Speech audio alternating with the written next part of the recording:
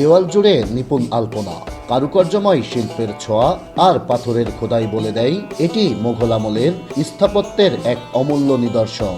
প্রায় 400 বছরের পুরনো কুষ্টিয়ার ঝাউদিয়া শাহী মসজিদ এখনও টিকে আছে অতীত ঐতিহ্য নিয়ে। মসজিদটির মূল কাঠামোর মধ্যে সুদৃশ্য 5টি গম্বুজ, 3টি দরজা ও শতাধিক মানুষের নামাজের জন্য রয়েছে 3টি কাতারের ব্যবস্থা।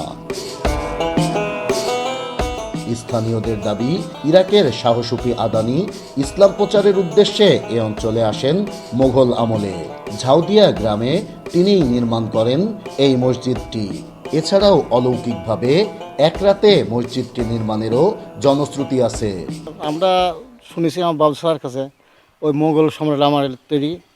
আবার কেউ বলে আছে 12 জন আলিয়া ছিল, তার ভিতরে একজন এখানে আছে, ওই সময় মসজিদ তৈরি।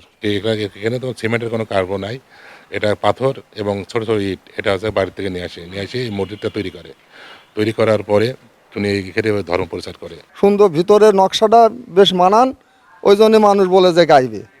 এক রাত্রি হয়েছে। এনার নাম সৈয়দ শাহ সুফি আহমেদ আদার মিয়া। ইনি এই মসজিদের ইমাম ছিলেন এবং ইনি প্রতিষ্ঠিত করেন।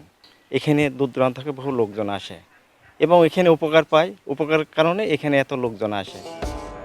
সংস্কারের অভাবে ঐতিহ্যবাহী এই মসজিদটি হারাতে বসেছে তার জৌলস। তাই দ্রুত মসজিদটি সংস্কারের দাবি স্থানীয়দের।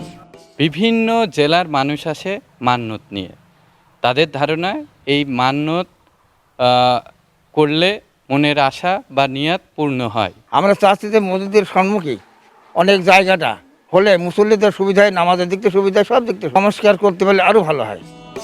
তবে প্রত্নতাত্ত্বিক বিভাগের নিষেধাজ্ঞার কারণে মসজিদটি সংস্কার কাজ শুরু করা যাচ্ছে না বলে জানান উপজেলা নির্বাহী কর্মকর্তা।